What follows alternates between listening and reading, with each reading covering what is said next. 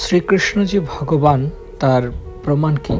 তো ব্রহ্মা বলেছেন, ব্রহ্ম সংহিতা 5-এর 1 নম্বর শ্লোকে বলেছেন, ব্রহ্মা ঈশ্বর পরম কৃষ্ণ সচ্চিদানন্দ বিগ্রহ অনাদিরাদি গোবিন্দ সর্বকারণ কারণম।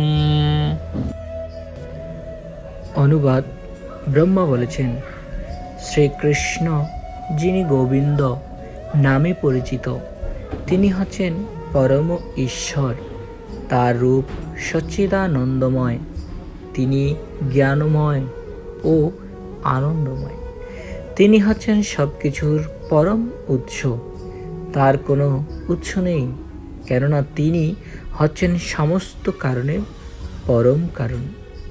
ব্রহ্ম সংহিতায় 5-এর 1 নম্বর ব্রহ্মা নিজেই স্বীকার করছেন যে ভগবান পরম গোবিন্দ নামে পরিচিত।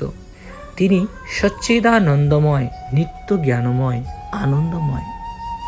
তিনি সব কিছুর উৎস। তাই আমরা শাস্ত্র থেকে বর্ণিত দেখতে পাই যে ব্রহ্মা নিজেই স্বীকার করেছেন কৃষ্ণ স্বয়ং ভগবান, তার রূপ সচ্চিদানন্দময়। অর্থাৎ শ্রীকৃষ্ণই হচ্ছে ভগবান। ব্যাসদেব পিতা পরাশর মুনি ভগবানের ব্যাখ্যায় বলেছেন, সমগ্র ঐশ্বর্য, সমগ্র বীর্য, সমগ্র যশ, সমগ্র সৌন্দর্য, সমগ্র শক্তি ও সমগ্র বৈরাগ্য যার মধ্যে পূর্ণরূপে বিদ্যমান, তিনি ভগবান।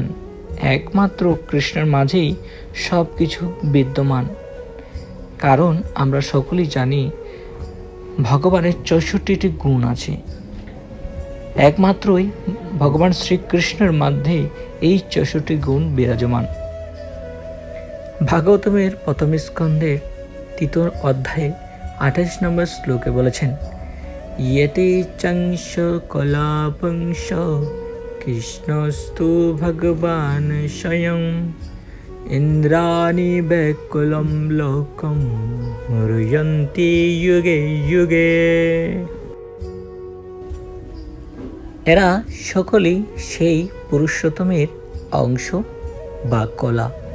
শ্রীকৃষ্ণ স্বয়ং ভগবান। দৈত্য পীড়িত ভুবনে উনি পরিত্রাণের দ্বারা সুখ দিয়ে থাকেন।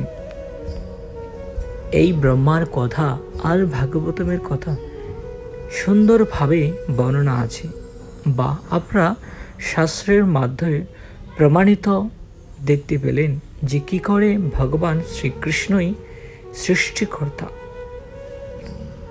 কারণ ব্রহ্মা নিজেই তা স্বীকার করে গেছেন। আশা করছি সকলের সাথে থাকবেন পরবর্তী ভিডিওর জন্য। হরে কৃষ্ণ।